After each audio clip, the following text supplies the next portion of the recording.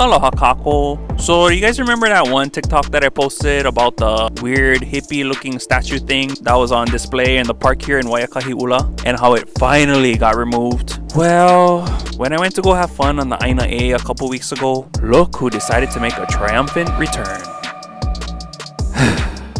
So today we're briefly going to talk about why totems like these totally bother certain Kanaka or the native peoples of this place like me. For those of you who don't know me, Howzit, I'm No'eau. I'm a Kanaka ʻŌiwi or native person of this very land of Waiakahiʻula. That's right, it's Waiakahiʻula, not Hawaiian shores, not Hawaiian beaches. The true name of this place is Waiakahiʻula. For those of you who missed the memo, you can go back to episode 11 of this series and go learn about the true name of this place. In fact, I implore you right now to go back and watch them, cause ʻike matters.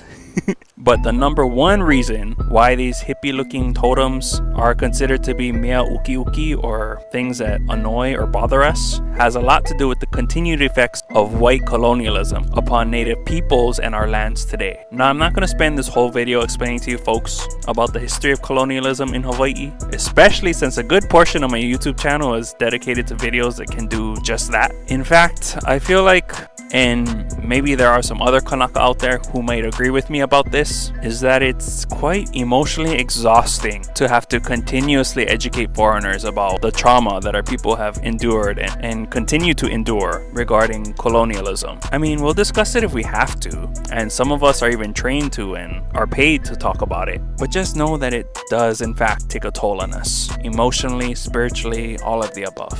So with that being said, I'm gonna try and keep this short. One aspect of colonialism that I can directly connect this totem to is the aspect of erasure. Now, one thing that white colonialism does and is infamous for, especially in native communities, is to replace the native beliefs, practices, and imagery with those of the white colonists. Now, this totem or sculpture was made by a Haole, or foreigner. It was made by a white woman who was a resident here in Waiakahiʻula for a brief moment in time. I'm not familiar with her, but apparently she was an artist. And she no longer lives here. She went back to live on the continent. She created this sculpture with the intentions of gifting it over to the people and community of Hawaiian shores. So it basically was going to be her parting gift before she left for the continent, which is actually a pretty nice gesture. However, she decided to name this sculpture the Moonwalker.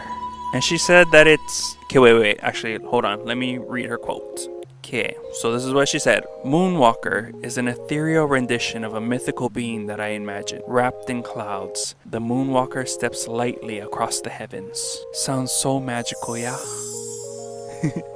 Okay, so that already tells us a few things. The main one is, it's a mythical being that's not of the Hawaii consciousness. In other words, it's not Hawaiian. Not to say that our people haven't already accepted non-Hawaiian mythical beings into their practices, but if you're in Hawaii and don't want to partake in colonizer kind actions, then our Hawaii beings need to come first, always. So with that being said, how does the Moonwalker have anything to do with the native beings of Waiakahiʻula? And why is it the only image out on display in the park here? Puna is so waiwai or rich with stories of our own native deities. So why is this Moonwalker the first and only display featured at this park? Erasure. Now I went and did a little research, and it turns out that this totem was approved to be placed in the park by those who run the Hawaiian Shores Community Association Group. An association that, not surprisingly, is made up of all Haoles. And the head of this association is a woman who is a strong supporter of the TMT project on Mauna Kea. In fact, she wrote a pretty uninformed and kinda racist letter in support of the TMT, which I will leave in the comments below.